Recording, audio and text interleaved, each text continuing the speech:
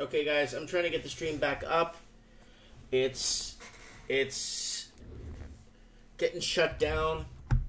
We've been shut down already twice, thrice, and it looks like it's okay now. I just reset the stream, see if it goes back up. Okay, guys, let's move on. Hey, California quitters. Your future neighbors wish you would stay home. What is happening in California? A report from the State Legislative Analysis Office earlier this year confirmed the obvious. People are leaving California.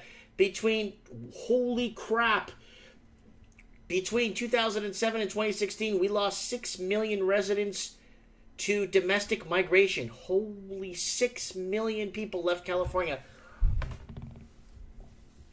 6 million.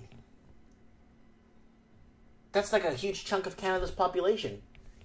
6 million people, 6 million residents left California from 2007 to 2016 to domestic migration. Our population still grew overall. Gracias to out-of-staters moving in and our ever-impressive, although declining, birth rate. But the fact remains that many people don't think staying in California is worth the hassle anymore. So it's a long story about some guy traveling and living in California. I'll leave it with you guys to read on your own. But yeah, I got up to 100 viewers and then they shut down the stream got pretty much shut down. So a generation plans an exodus from California. So this was sent to me by Robert. And is it time to pack up and head east? Some small companies in Southern California are moving logistic operations to Texas and other neighboring states to reduce the overhead. California is a great role model for America, particularly if you read the Eastern press. Yet, few boosters have yet to confront the fact that the state is continuing to hemorrhage people at a higher rate. 6 million people? That's a lot of people to lose. And imagine Canada loses 6 million people. What? With particular losses among the family formation age demographic critical to California's future. Since the recovery began in 2010, California's net domestic outmigration, according to the American Community Survey, has almost tripled to 440,000 annually. Over the last time, the state has lost 500,000 net migrants, with the bulk of that coming from Los Angeles and Orange County area. Who's leaving? One of the perennial debates about migration, particularly in California, is the nature of the out-migration. The state's boosters, the administration itself, like to talk as if California is simply giving itself enema, expelling its waste, while making itself irresistible beacon for the best and brightest. Is that true? Is the expelling its waste of all the people leaving, and is California becoming a beacon for the best and brightest? I like to know, people, if that's what's going on with that. Sorry, guys, my comments have been disabled. So my comments are not working. So I cannot see your comments right now. The comments, apparently it says here, my comments have been disabled for this transmission. So, yeah. So, key, too expensive housing, not enough high-wage jobs. Yeah, that's what the problem is. High housing crisis hurt most young middle-class and aspiring, often minority, working-class families. Californians' prices are particularly bloated, over 161% higher in comparison with national averages. In the lower-end starter home category in Los Angeles and Bay Area, a monthly mortgage takes an average close up to 60% of income. Try going to Vancouver, where it's 60% of income. And our food's more expensive, too, compared to 15% nationally. Over these factors, along with prospects of reduced immigration, will impact severely the state's future. California is already seeing its population age 6 to 17 decline. This reflects a continued drop in fraternity in comparison to less regulated and less costly. States such as Utah, Texas, Tennessee, these are generally those experiencing the biggest surge in millennial populations. So all the young people are moving basically out of the state. The people that might make a difference, the people that might actually make the difference, that could carry California into the next decade, are all moving out. Ooh, that's not good, people. Las Vegas home prices notched fast growth in U.S. July. So we read, I think I went over this before. Las Vegas is up, taking in roughly, prices are up 13.7% in July from a year ago. And most of it has to do with Californians moving in. In our opinion, high-density housing will be the future of Utah. This is really sad. I had to bring this back up. I did talk about this in one of my independent, just a small video I made. Utah is in a lot of trouble, man. Now, oh, let's do density. Let's put boxes in the sky. Oh, you don't need a 3-bedroom, 2-bath with a nice pool in the backyard for the kids to play and grow up and stress your life. No. You need to be in one of these cubicle apartments with a dog. That's what you gotta do. So, guys, my chat is not going through. Okay, I got the chats back up right now, guys. Yeah, okay. Chat's back up, guys. And it looks like I'm losing my stream again. It looks like they're shutting it down again, guys. I didn't even mention AJ in this show. You know, Alex Jones. AJ, if you mention AJ or FG or any of those people that lean to the right, or you know, they start just shutting down your live streams, and I don't know what to tell you guys. You know what I'm saying? I don't know why this is happening, and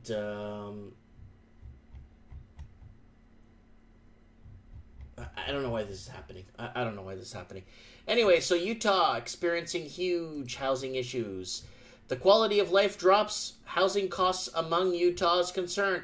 I'm going to play this again because it's really good. Air quality and the cost of housing. Issues is that what a new survey says that are bringing down the quality of life in Utah. News specialist Lad Egan's live tonight. And Lad, you would think the quality of life would go up with our strong economy.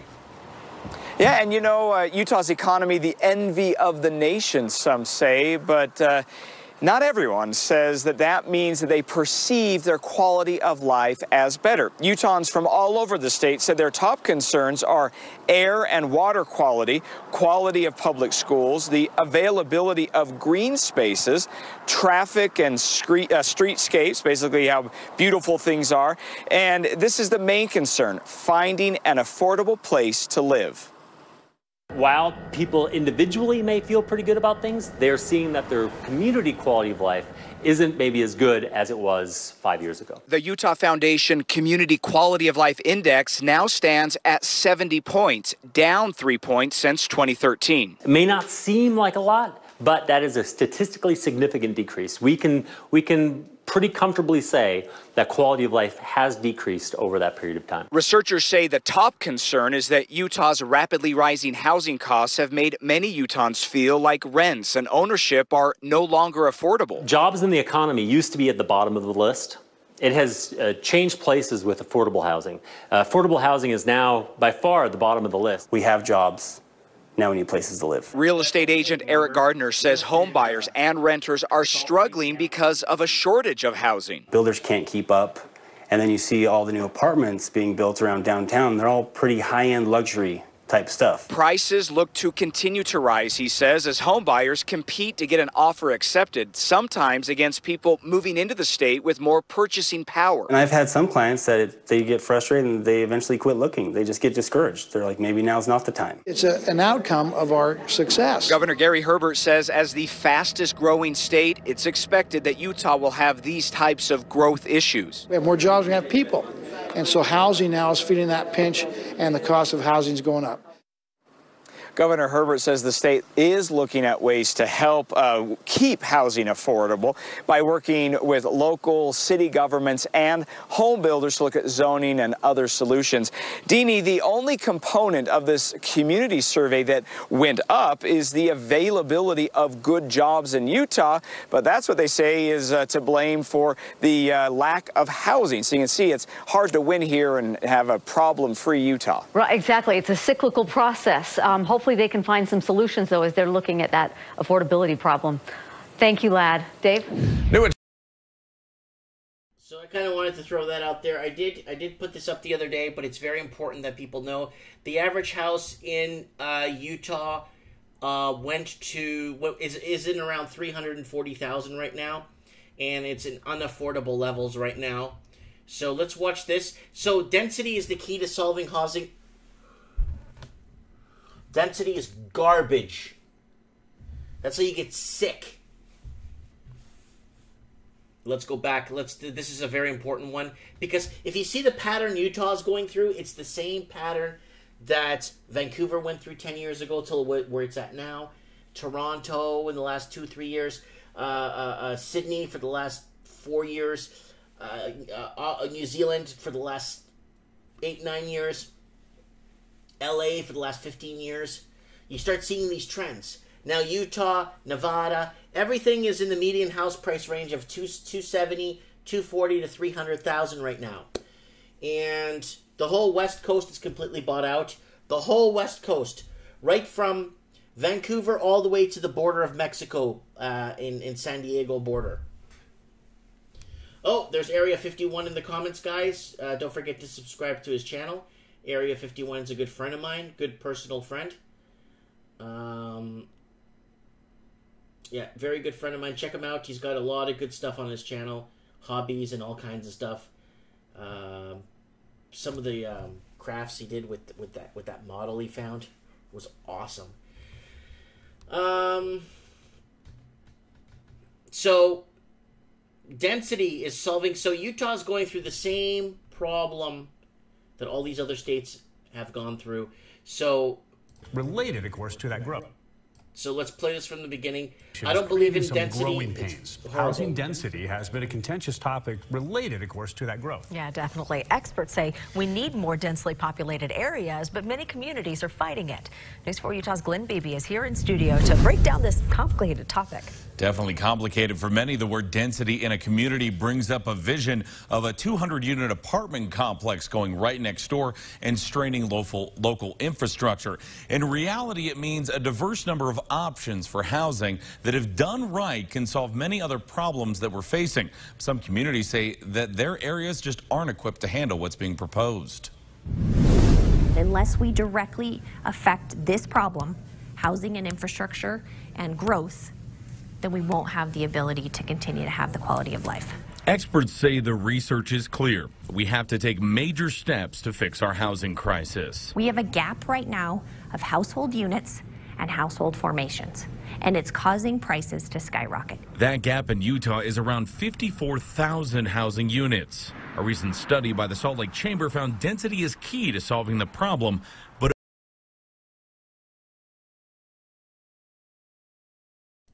looks like I lost this transmission.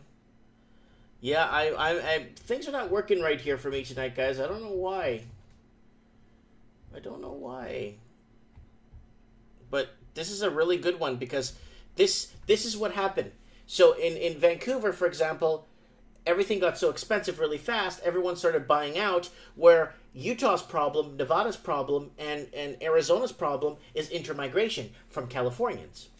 So remember the last article I read, 6 million people left California in the last 8 years. 6 million people. Okay, so this is not playing anymore. I'm losing internet. I don't know what's going on here, guys, tonight. Housing market. So what's this? Housing market slowdown could have major impact on U.S. economy, Redfin says. So the more, when they say housing slowdown, it means New York, Seattle. Seattle's going down. Seattle's down 79,000 right now in the last quarter. 79 large.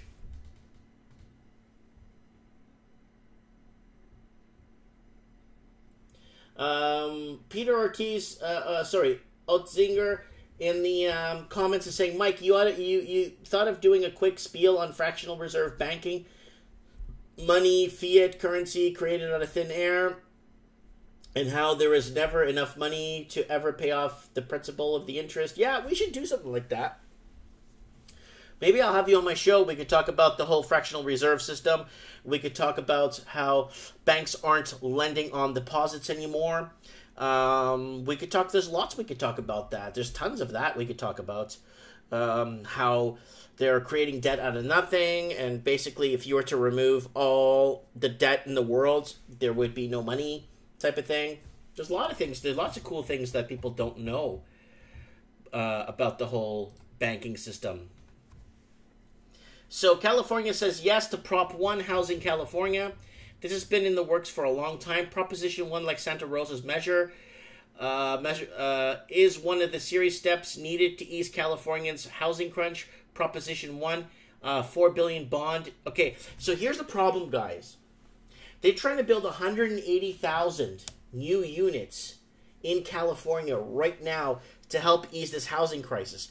But here's the problem. In California right now, I think they're sitting in around 370,000 empty units. Like, investment owned. I think San Diego alone has 70,000 empty units. I think LA County has 120,000 empty units, from what I remember. San Francisco has anywhere from 66 to 85,000 empty units. San Jose, I think, has anywhere from 20 to 35,000 empty units. But that is investment owned. It's not abandoned and bank owned and nobody wants to be there. No, it's investment owned properties. So the whole West Coast is feeling this pinch. California thinks it needs 180,000 new homes. And I beg to differ. I think if you free up all the empty homes, or if California proposes an vacant home tax, I think that a vacant home tax will help. You know, I think a vacant home tax would help this problem, and you'll see a lot of investors getting out. Again, conference held in San Diego to address affordable housing. So San Diego is long gone. San Diego is long gone, people. Its affordability crisis has been out of control, I think, for the last, maybe 6-7 years now. I noticed that you got a presidential alert, emergency alert test message. I know we just got ours, and we're expecting the same sort of alert to go out over the airwaves here in just a moment. Yeah, any moment now. You know, this is just like any kind of an Amber Alert you would get. You don't have to opt in. You cannot opt out. This is a matter of your own safety, they say. It's part of a wider effort by FEMA and the FCC to ensure national alert systems are all working effectively. And these types of alerts can be used all the way down to the local level as well as the state and national.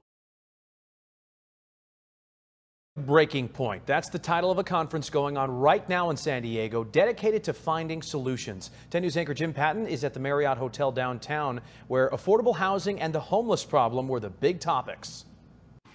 We have the 4th largest homeless population in the United States, and beyond that, you're having many more people now wondering whether they're going to be able to stay in their homes with the rising cost of owning a home or renting.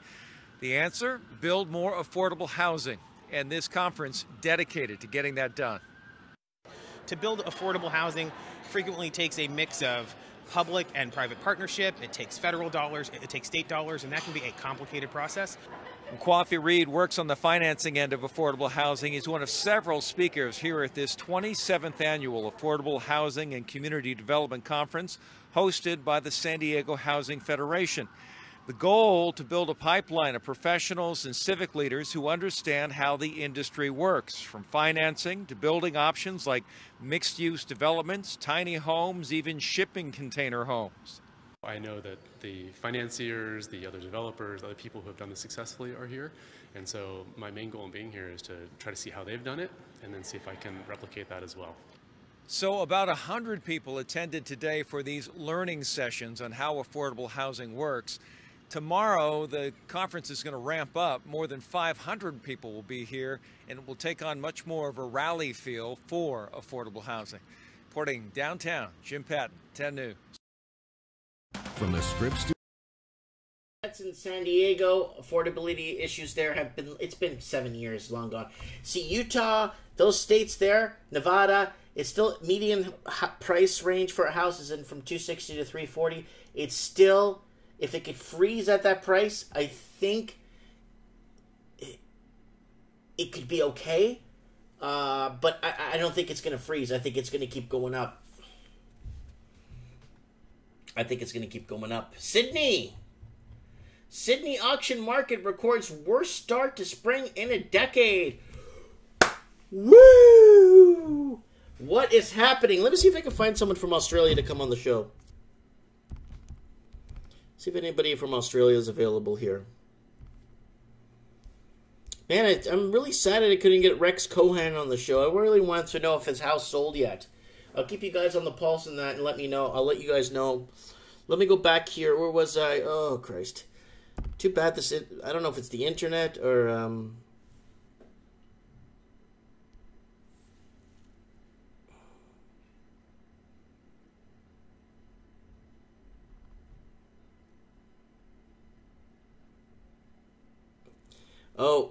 the other girl I was calling, unfortunately, was in the shower. It is 11 there. Yeah, it is late there. That's the girl that left Vancouver.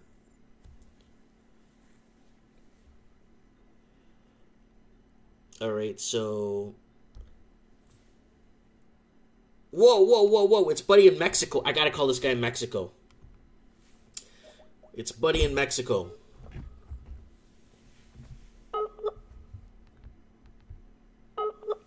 I hope he's on. We gotta call this guy in Mexico.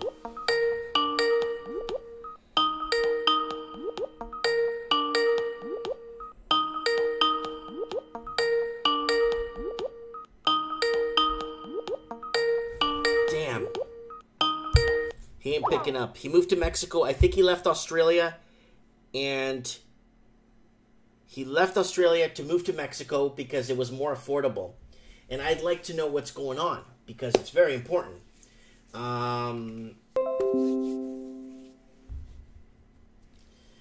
Someone just commented on one of my videos, says, I suspect something bad is going to happen. And soon. Okay, here's MJ right here. Hello? MJ, are you there, buddy? G'day, can you hear me? Yeah, how are you, my brother? Yeah, good mate. Okay, I know you're in Mexico because I can hear the echoey room.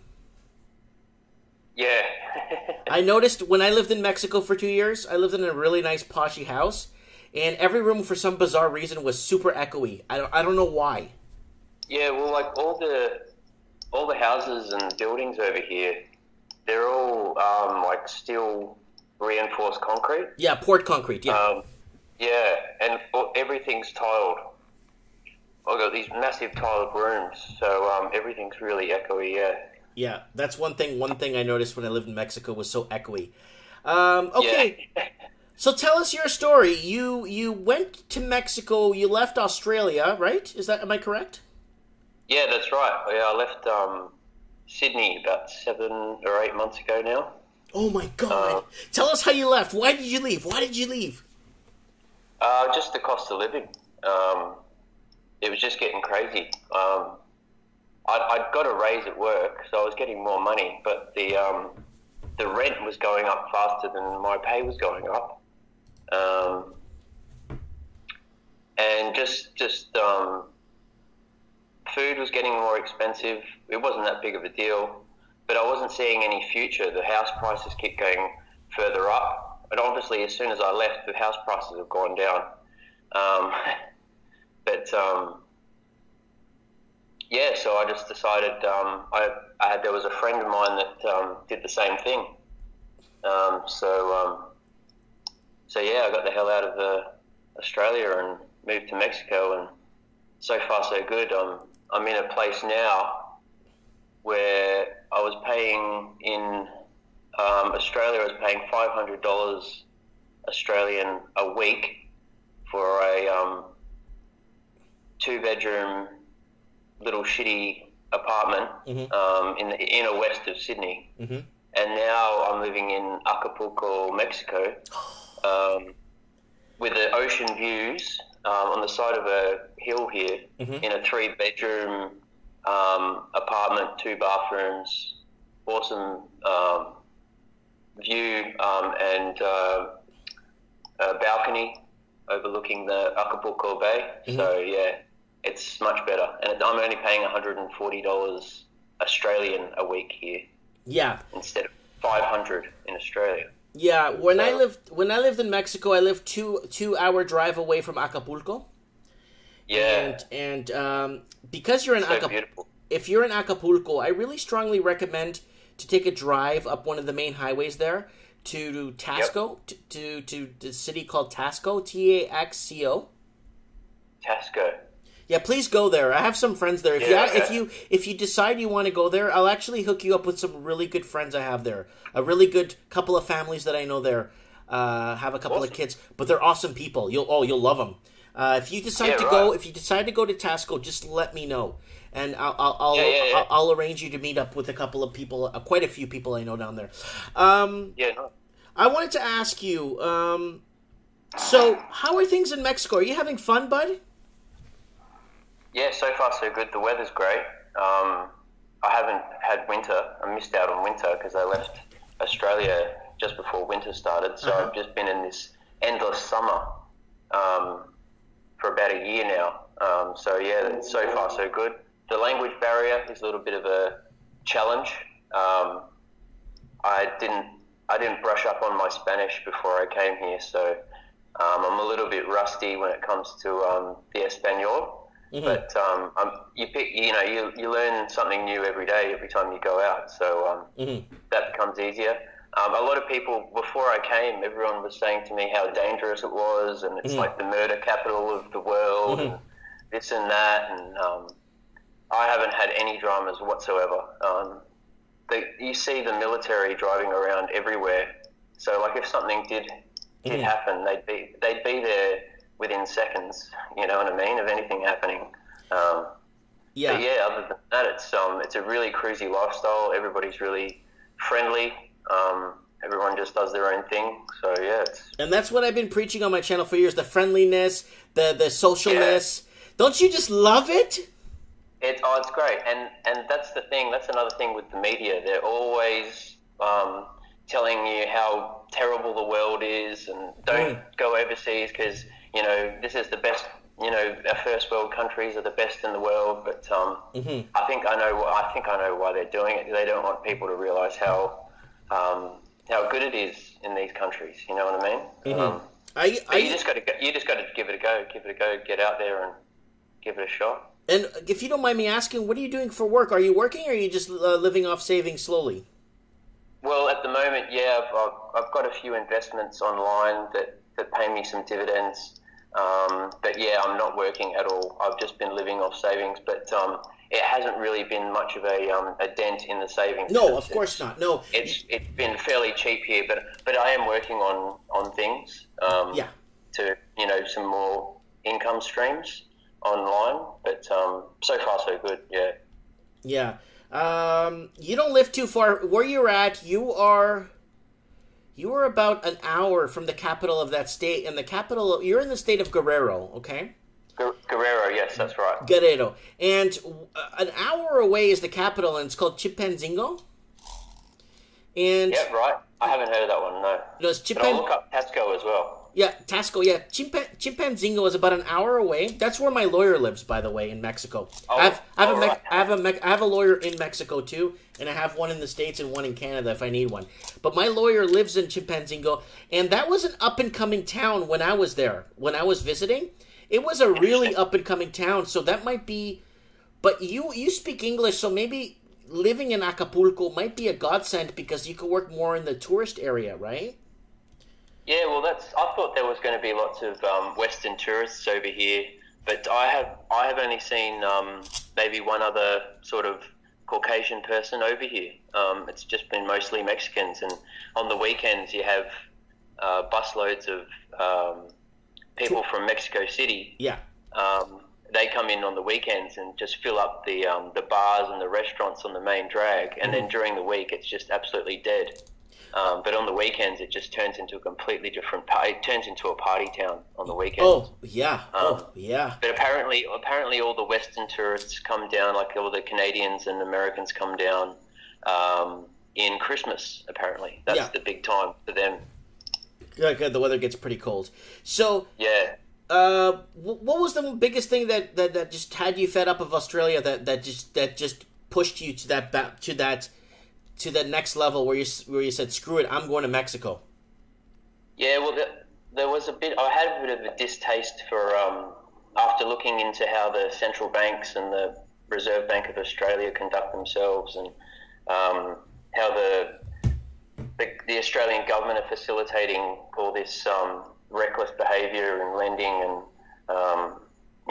they're pretty much taking the money off us taxpayers, and footing the bill for us while they're all out there recklessly spending our money. So I had a bit of a distaste for the government as well. So I sort of wanted to get out of Australia and to stop giving them their tax revenue. So that was another part of it. But yeah, mostly was just to try and seek new opportunities. But yeah, there's probably other things, but I just can't think of it at the moment. Well, if you ever need any help, let me know. I know I'm very, like, even if you get arrested there, just let me know. I know people there. Yeah, right. Is that a common thing, or? Oh, no. I'm very well known in this. I know a lot of people in the state of Guerrero. I know a lot of people. The state you're in, yeah. But if you were in Veracruz, good luck. I don't know nobody there. Like if you were in yeah, right. Like other states, I wouldn't. I don't know nobody. Like I don't know nobody. Yeah, right. Yeah. So okay, left you the bad taste. What about yourself? What do you think of the Federal Reserve and all that sort of business? Well, how they were created. Well, it started after World War One.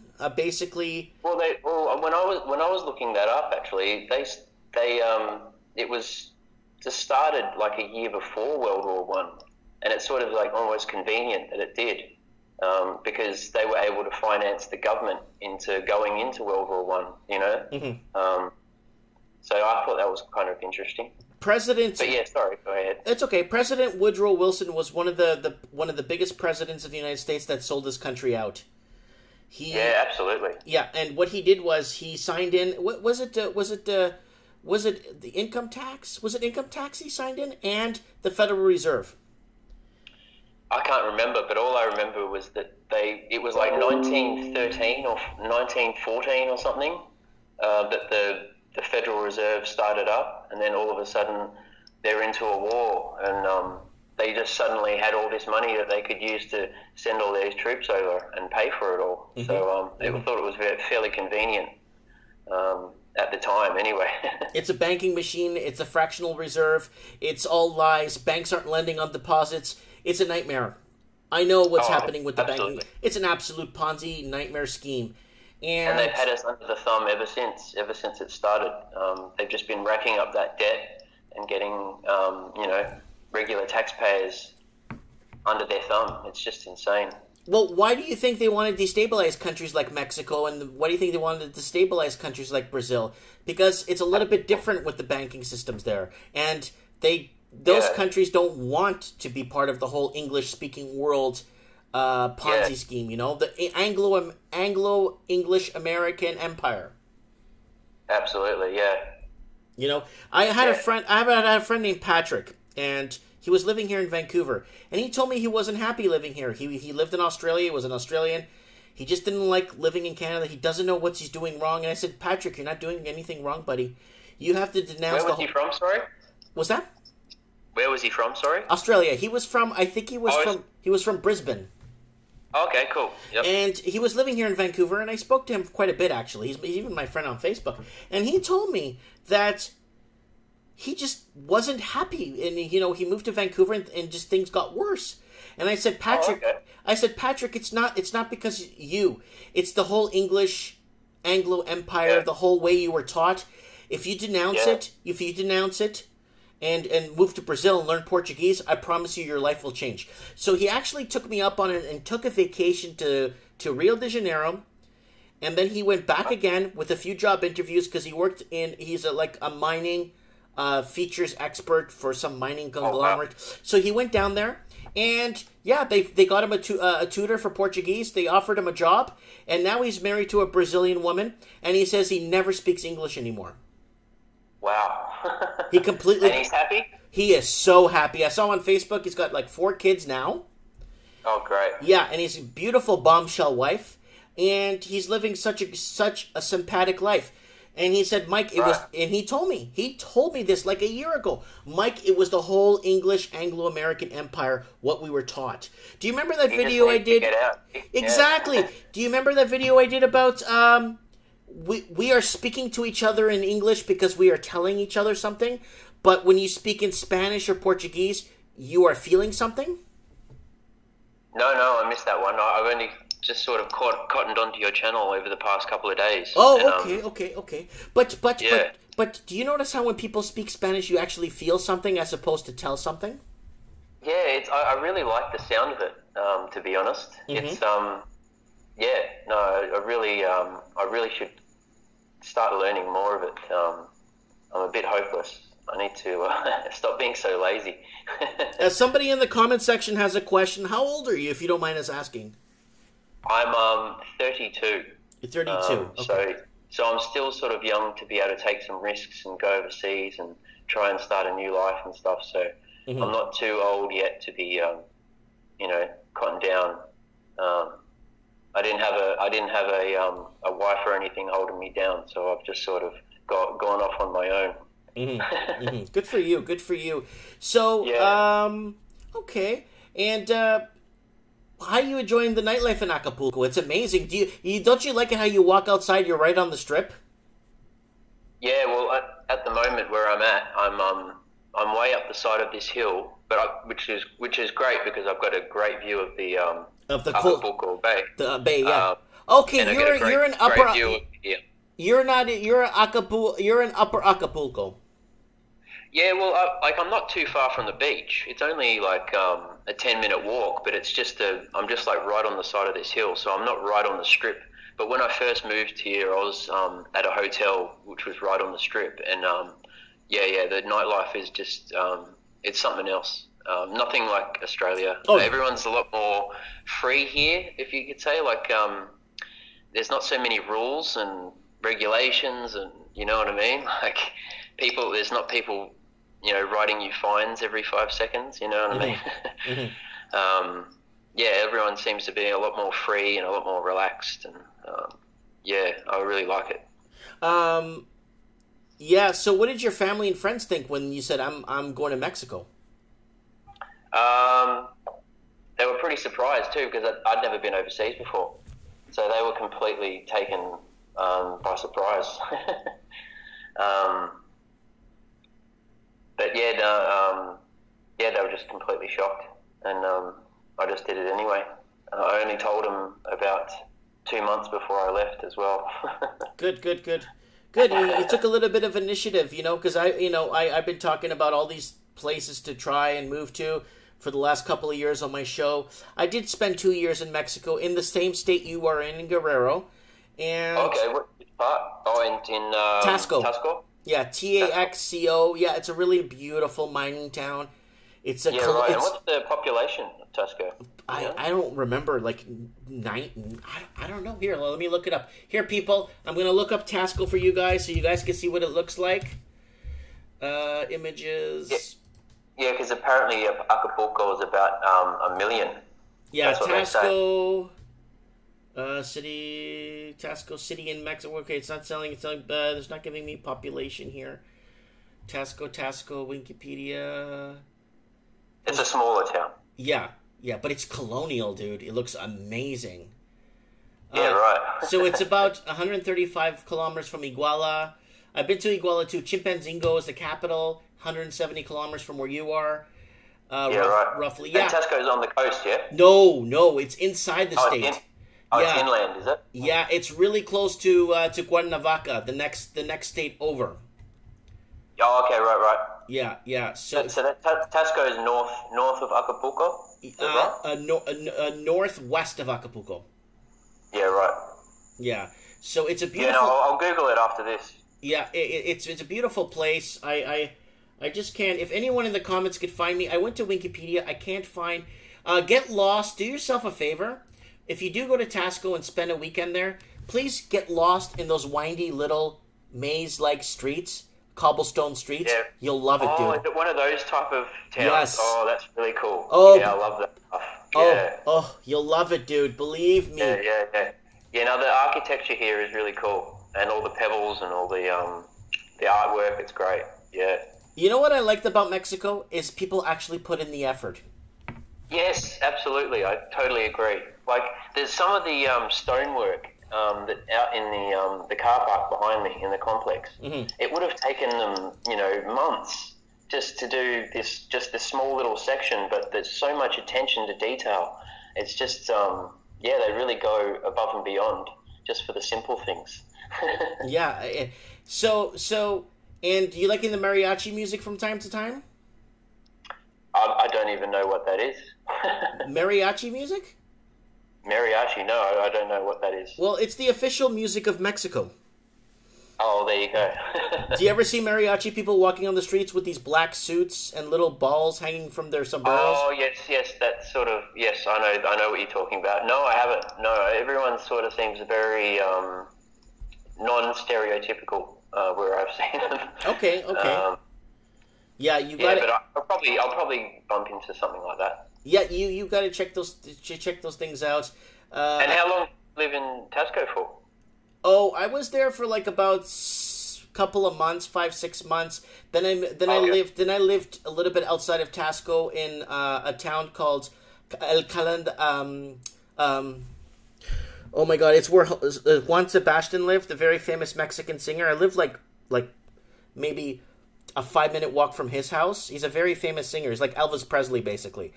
Okay, right. In Juliantla. I used to live in Juliantla. Yeah, right. Yeah, I used to live there. It's close to Tasco. You could go visit that there too. It's really nice. And what did you do over there? Just had a holiday, or? Well, no, I actually chased a girl to marry her. Ah, I see. Yeah, and then she wasn't interested, but I liked the country, so I just stuck around. And I did my own thing, right? And then what else did I do? I was there in Juliantla for a while, played some basketball for a local team, just a local little team there, played a bunch of soccer, did a lot of jogging. Man, I did all kinds of stuff in Mexico, man. I used to drive to Acapulco. I used to borrow my friend's car, and we would drive down to Acapulco. It was only a 2.5-hour drive. And I usually, I would spend the weekend in Acapulco and then come home. And I love Mexico. Good lifestyle. Yeah, I love Mexico. When my kids are big enough, I'm going to take them down to Mexico and show them around and just let them enjoy the culture and see the food and the food's so good, isn't it? Yeah, no, it's great. I've got the added bonus of being a vegan as well, so that makes it a little bit harder, but it's all good. But the stuff that I have tried is amazing. No, you can't be a vegan. What does vegan mean? You eat vegetables or something? I just don't eat any. It's only a recent thing. I've done it for about 6 months. Experimental. I just don't eat any animal products. Really? Yeah, I had some health problems at the start of, where are we, 2018? Probably the start of 2017. Okay. I was having some dramas, and so I gave it a go for an experiment, and so far so good, so I've just kept on with it, that's all. Okay. Let me ask you a question. Minus family and close friends, do you miss Australia? Absolutely not. And it'll be a very sad day if I ever have to leave Mexico. Yeah. No, I feel you, bud. Yeah, well, absolutely. I'll have to go back eventually to visit my family, of course. Mm-hmm. But at the moment, I've got no desire to go back to Australia. It's sort of like something about Sydney. Like when I was living there, there's something a bit soulless about Sydney. Yeah. Everybody's sort of so caught up in their own life, and yeah, they're not like, and people are happy, but you can just tell that everyone's not all there. It's hard to explain, but there's so many different cultures from all the different parts of the world, and everyone just sort of hangs in their little groups, and no one sort of, there's no sense of community there anymore. It's it just feels a bit soulless. So coming to Mexico, where everyone's sort of got a bit of a community spirit, and everyone's got a smile on their face and good spirits. It's it's a good change to have, to be honest. That's fantastic, dude. The soulless, the anti-socialness, it's disgusting. It's crippling to the soul. And it's so sad. It's really sad to see happening right in front of your face. So yeah, it's a shame. You know what? Well, I'm going to keep you on my call list for sure, buddy, because I need, we need to follow you on our show to find out how things are going, what you've been up to. Absolutely. Have you encountered any severe problems with immigration? Have they notified you? Stuff like that, like stuff that people should know when they do come to Mexico. It's just absolutely, it's stuff that people would want to know if they want to travel and stuff. Yeah, absolutely. Yeah, I am so happy for you, brother. You have no idea how happy I am. Jealous just a bit, but I am very happy for you. I am very, very happy for you that you've made the next step. And a lot of people are going to do it. I know quite a few people that listened and say, you know what? Maybe it's this whole English thing, this whole pardon me, excuse me, thank you type of thing. That maybe the way, that maybe there's something outside of the whole English speaking world, right? Yeah, well, a guy that I was working with before I left Australia, I was talking about Mexico so much. He remembered how much fun he had in Colombia when he was living in Colombia. Mm-hmm. So he decided to move back to Colombia as well, because I was talking about Mexico so much. And I just spoke to him about 3 weeks ago via email, and he told me that he'd moved back to Colombia. So there was other people in Sydney that were getting the hell out of there as well. How many of your personal friends have left that you know? The personal friends, they still work in Sydney, but they bought houses about 2 hours south of Sydney. So they're commuting like ridiculous amounts of time a day just to pay off their house that they bought south of Sydney. Like great house, but it's a lot of sacrifice to make. Yeah, you don't take the house with you when you die. You take your memories, so make good ones. That's so true. It's so true. Yeah. Anyways, it sounds like your dogs are getting mad there. Oh man, somebody moved in next door and they brought their dog with them, and that's just been going on all week. So yeah, I better cut it short here. Okay, brother. Well, thank you so much. We'll keep you on the pulse for sure. And when you're in the comment section, and if you want to be, because Saturday night is Mike in the Night, you'll probably be out partying. But I do Mike in the Night Saturday nights, and we talk about other stuff outside of the whole housing. We could talk. If you want to be on the show, let me know. Cool. Yeah, no, I'd love to. I'll let you know. Thanks, brother. Thanks, mate. Have a good one, James. All right, cool, man. Bye. Take it easy. So, guys, that was Mr. James there.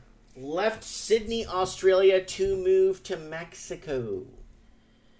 Wow, he's been there, 6 months or 8 months? And he's enjoying the life. He's understanding what I'm talking about when I tell you guys, you say something in English, but you feel something in Spanish when you're talking. Very big difference.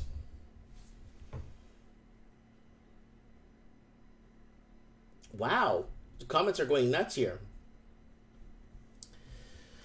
Anyways, guys, I don't know how long I've been talking. Well, I've been talking for pretty much 3 hours. This is a new stream, guys. My last stream was cut off. I don't know why. I don't know how. Don't know. I don't know. I don't know what to tell you guys. So hopefully we get a better connection next Saturday for Mike in the Night, guys. I really hope I get a better connection. I had somebody from New Zealand that gave us a really good insight on what's happening there in New Zealand, and she's in the process of moving. I had this gentleman on that moved to Mexico from Australia because he had enough of Sydney. And then I had the Lost Canuck on the show, and he was giving us good insight on what's happening in his neck of the woods there in Ontario. So guys, I'm gonna cut it. Yeah, I'm just over almost 3 hours now. And oh no, you didn't miss nothing, Brother John. You didn't miss nothing, buddy. Just go back to the other streams. They should be uploaded soon. Go back to the other streams, brother, and you can watch it, Brother John. It's there. Go to the other streams that are going to be uploaded. I'm really sorry about these interruptions that we've been having. And somebody watching us in Brisbane here. Yeah. Anyways, guys, don't forget to tip me in the tip jar. I get people tipping me all the time. I'm really appreciative of this because I'm at, I think, with the time I put on YouTube, I think I'm around 13 cents an hour for YouTube time. I think it was 10 or 13 cents. And don't forget to go on PayPal if you guys want to tip me. It's optional. I don't care. But it just helps fund the transmission. You know, I'm going to save up a bit of tip money because I want to be... I want to buy a new computer. This computer's a piece of crap. It's falling apart. And... yeah, thanks everybody. Steve the plumber, we'll have him on Saturday. Mike in the Night show. We'll have him on Saturday night for Mike in the Night too. I'd like to get a couple other people on that have been asking to be on the show for the longest time. Mike in the Night's been taking off nicely too, and the replayability of this show is in the thousands right now, which is really good. It's a good eye opener for a lot of people. We like to talk, and we like to kind of put things into perspective, Anyways, guys, have yourselves a great night, and don't forget to hit the subscribe button and share this with all your friends and family. Thanks for watching, guys.